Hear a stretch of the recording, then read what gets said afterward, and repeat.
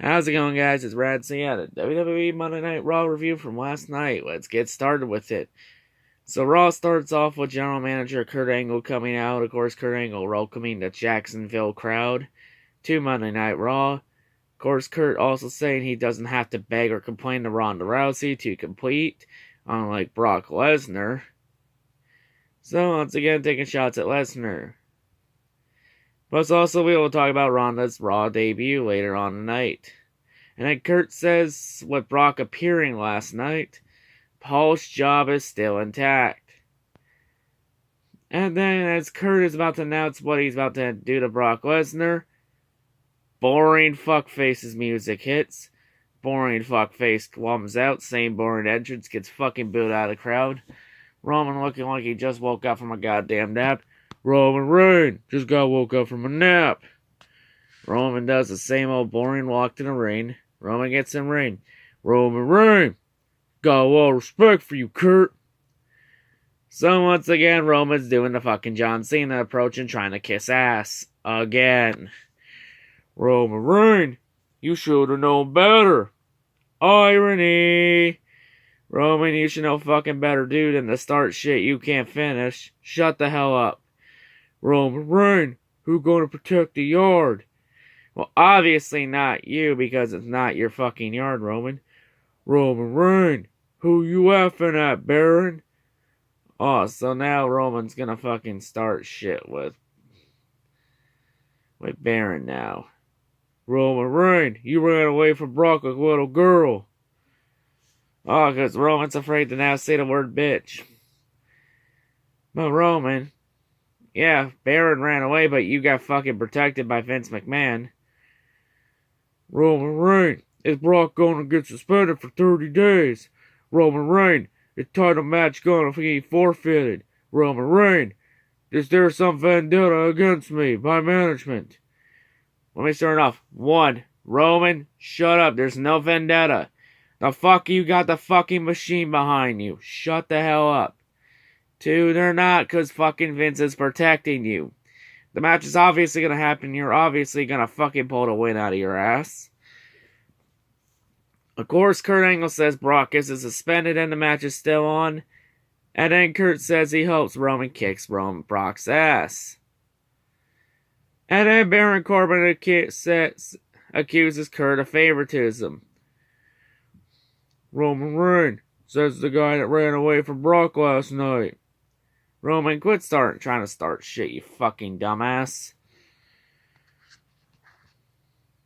And then Baron Corbin says he only didn't go after Brock because he was worn out last week after facing Finn Balor.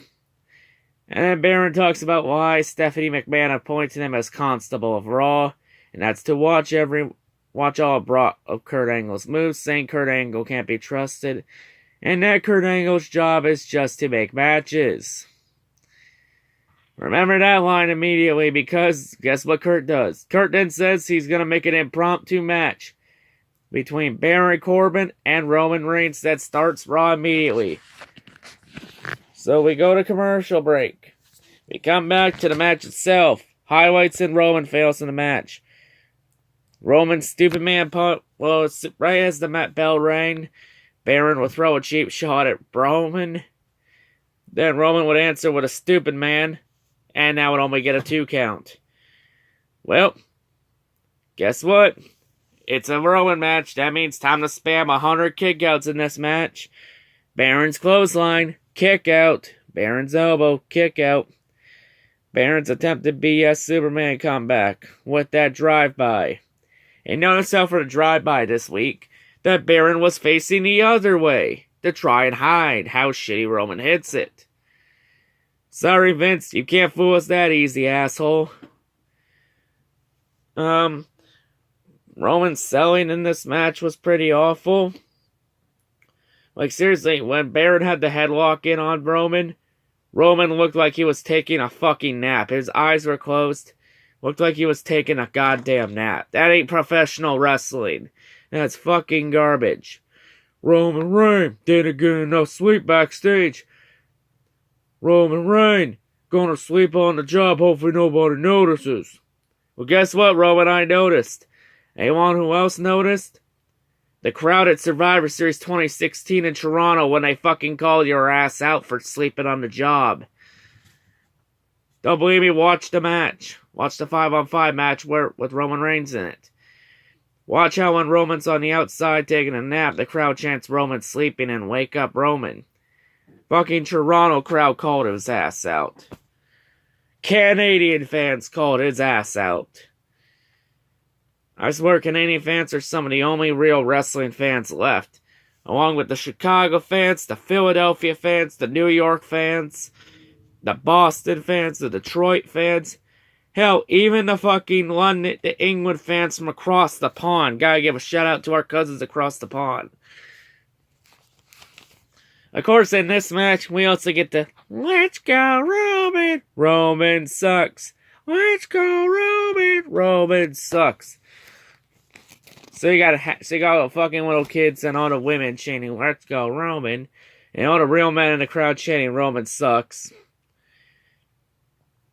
Like, seriously, it gets annoying listening to little kids fucking chanting, "Let's go, Roman! Let's go, Roman!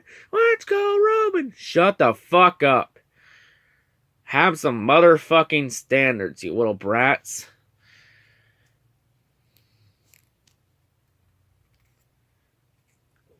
Roman's BS Superman comeback, of course, is awful as hell. The punches, the kicks, the Samoa drop looked like trash. Roman's 10 clotheslines of shit in the corner. Roman would hit a stupid man. Stupid man punch was terrible. Actually, at one point, Baron will actually counter stupid man with an attempted chokeslam. Roman would counter the chokeslam with an elbow. Roman would go off the rope. Baron hits the deep six. That was actually pretty good. So match ending. As Roman's about to go for a spear, Baron rolls out in the ring and tries to get counted out. As he's rolling his way up this ramp, Finn Balor's music hits. Finn Balor comes out. Finn Balor would then make Baron back up. Roman would then hit a stupid man on Baron outside the ring, would then throw Baron back in the ring. Roman then hits another stupid man, followed by the spear. Roman gets the 3 count for the win. I'm not fucking surprised. Gotta make Roman look strong. Then after the match, Roman Reigns, I'ma get out of the ring. Roman Reigns, Baron, oh, you're Finn. And notice how when Roman was getting the high fives from the crowd, that the one lady in the corner pulled her hand, wearing the Ronda Rousey shirt, pulled her hand away. That fucking woman has more balls than all the kids in the crowd. I give props to her. Fuck Roman Reigns. So after the match, Finn Balor will then hit the corner dropkick coup de grace combo for post-match assault. We also find out later tonight that Finn Balor will face Baron Corbin at SummerSlam. In other news, grass is green.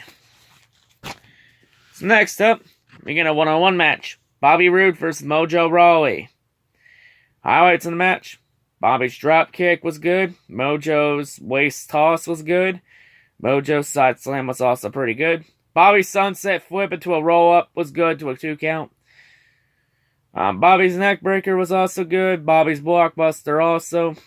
Match ending, Bobby would counter a Mojo fireman's carry to hit the glorious DDT to get the 3 count for the win. Good execution at the end for the win. Not bad.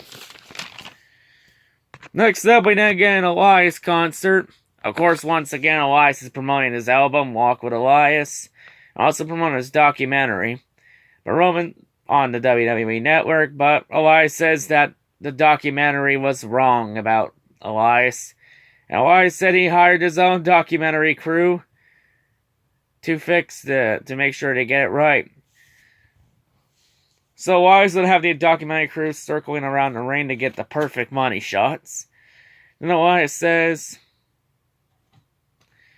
that last we can't remember the lyrics to Rockin' Robin. Then Elias tells the crew to edit out the Jacksonville crowd with a more attractive crowd or blur their faces out. No, you took a shot at those Jaguar fans. They're gonna fucking roast you. Then Bobby Lashley comes out. And Bobby says he thought Elias' documentary was brilliant work. And Elias says even though it had some good moments, Elias said it was out of touch and makes him look vain. And Elias says Bobby's comeback is a joke. Uh-oh. And then Bobby says everything about Elias is a joke. Uh-oh, we got a kid's argument. And then Bobby says next time his name comes out of Elias' mouth, what Bobby will do to Elias won't be a joke.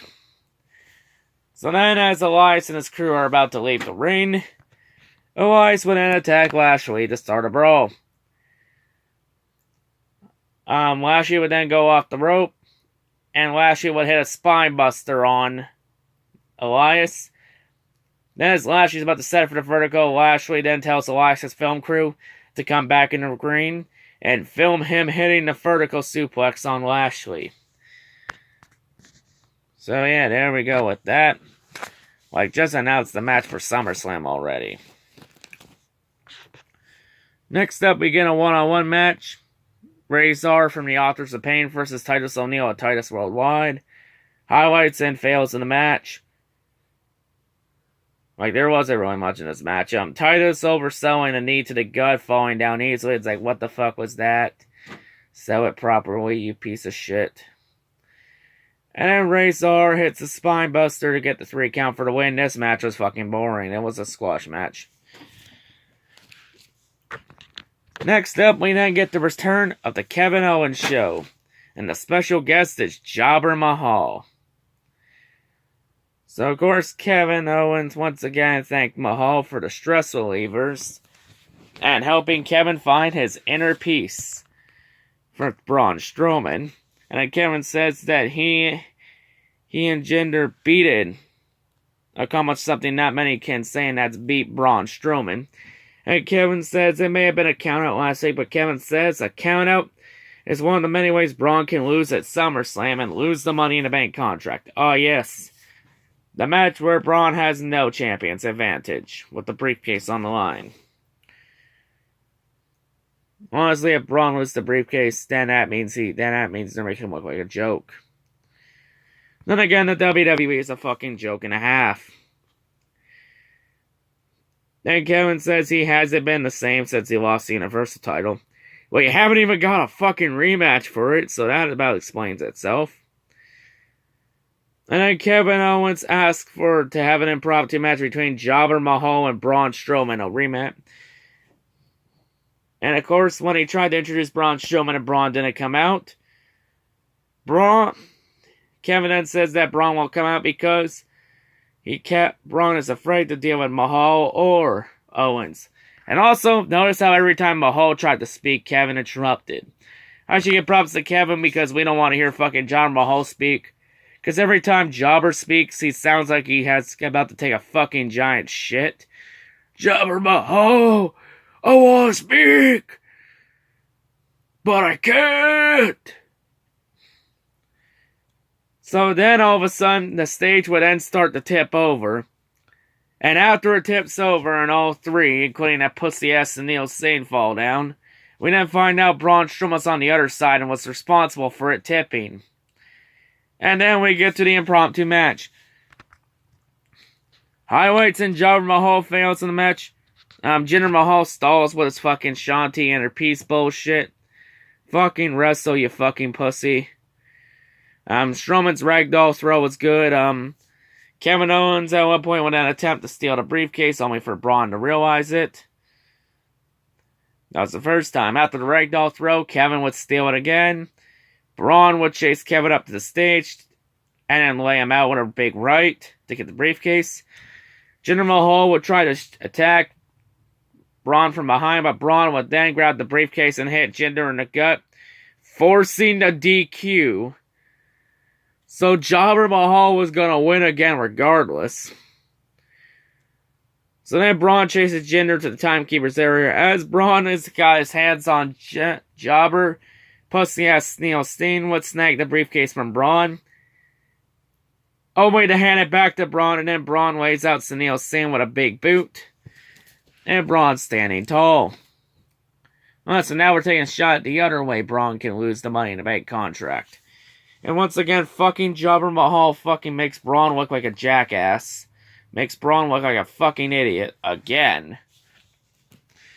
God damn, this is fucking awful. I swear. Do not make fucking Braun lose that briefcase. You gotta protect Money in the Bank at the end of the day. If Braun loses at SummerSlam, then what was the fucking point of him winning the Money in the Bank ladder match? You'll be fucking dumb then. So anyway, next up we get a tag team match. We get Intercontinental Champion Dolph Ziggler and Drew McIntyre versus Seth Rollins and a mystery partner. We would find out earlier in the night that the mystery partner would be boring fuckface. So they're gonna try and shove Roman Reigns down our fucking throat again. Brilliant. Fucking brilliant, Vince. But as Seth and Roman are on their way to the ring, Kurt would get a phone call from Stephanie. Baron would tell Roman what the phone call was about. Then Baron told Roman, per Stephanie's orders, that Roman is forbidden from being Seth's partner. Roman Reigns, I don't care what Stephanie says. I'm going out to ring tonight anyway. Of course you don't care what anybody says, Roman. When was the fucking last time you cared about authority? Especially when the fucking machine's behind you, you entitled little prick. And then Baron says Stephanie figured Roman would say that. And Baron tells Roman that ignoring Stephanie will result in Roman forfeiting his title match at SummerSlam. Do it, Roman. Ignore her. We don't want you fucking facing Lesnar at SummerSlam. Fucking do it. Do it. Do it. And then Seth tells Roman take the night off. He's got this. And then Baron tells Seth that the match will now be a handicap match. So as Seth leaves, Roman comes back. Roman Reigns, how are your ribs feeling after tonight? And then Roman takes a shot at Baron's ribs. Of fucking course, Roman has to get the fucking last laugh. Fucking asshole.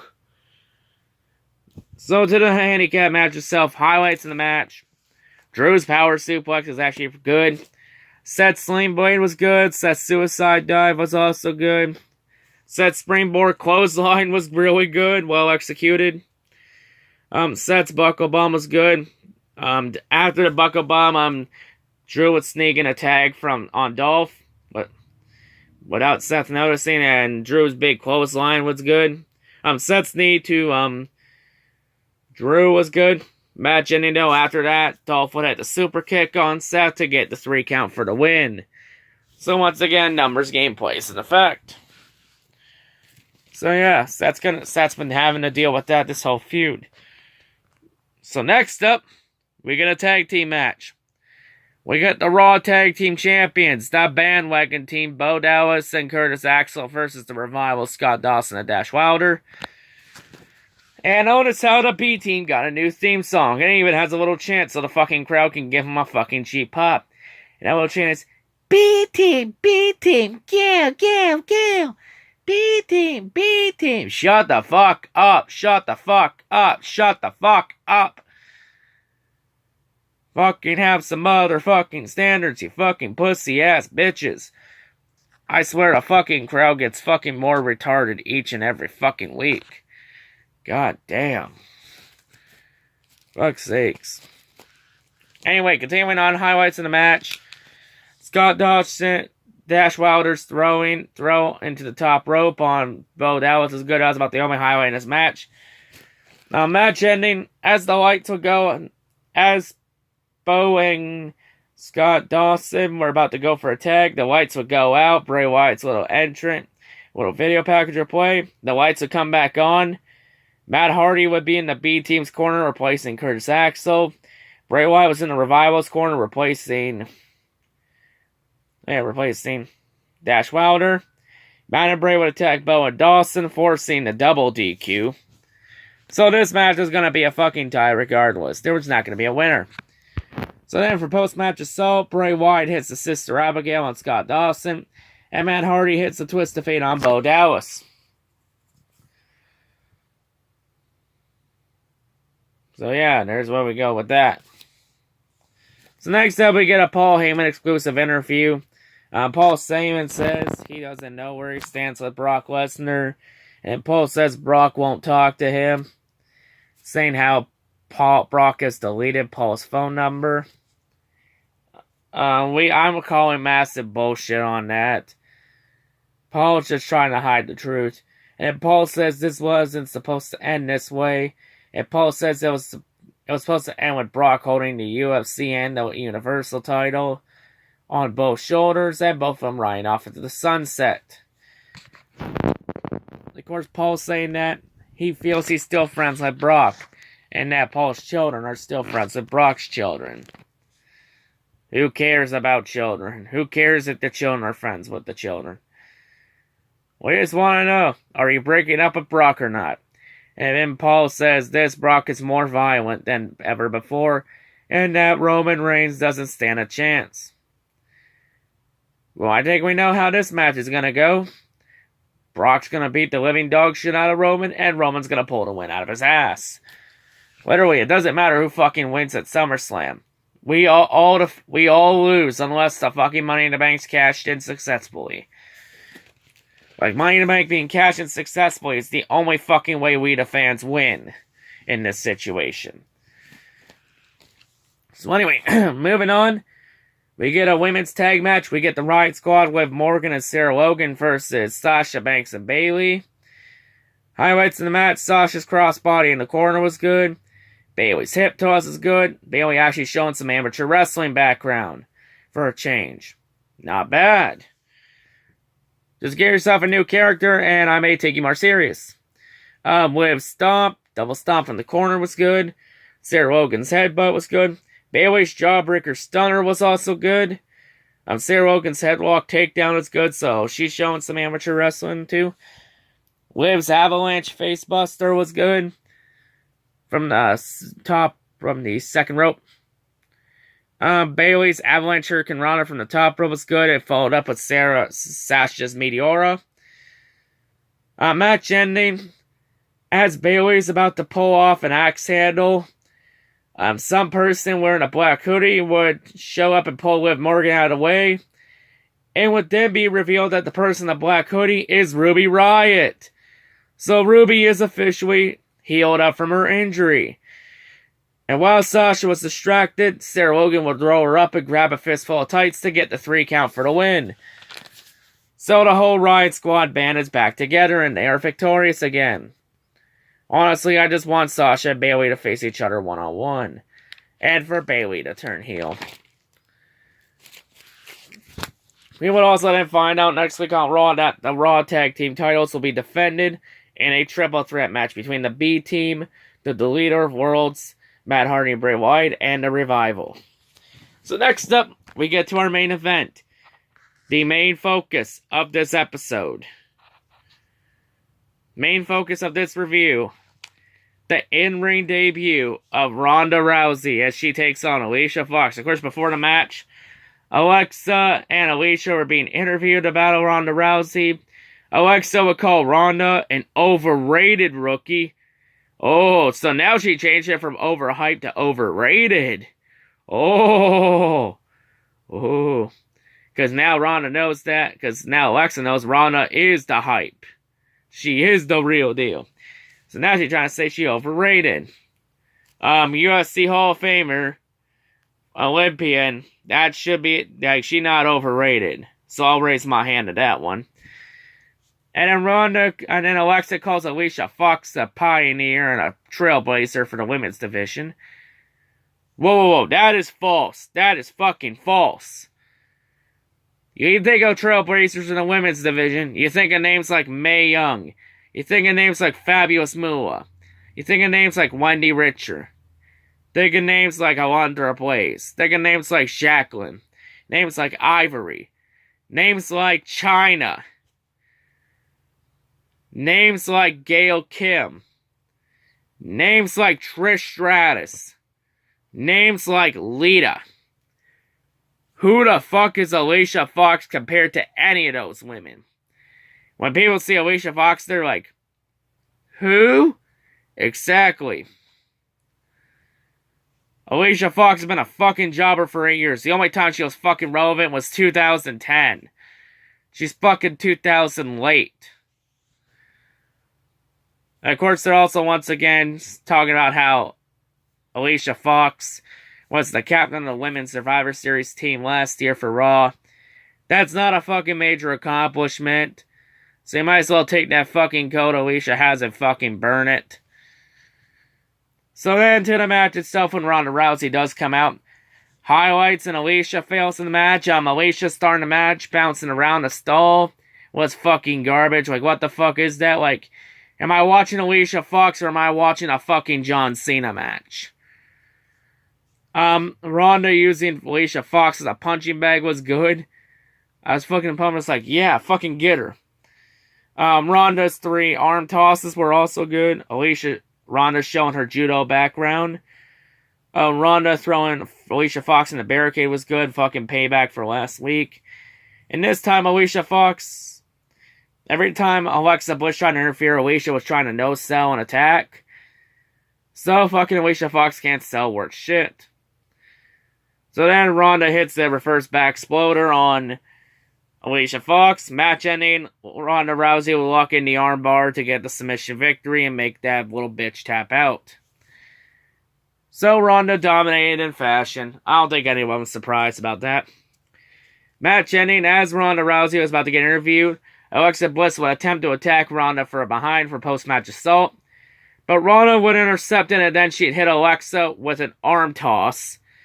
And Alexa would get out of the ring. Ronda would take the microphone, and then Ronda tells Alexa, it doesn't matter how tight Alexa holds that title.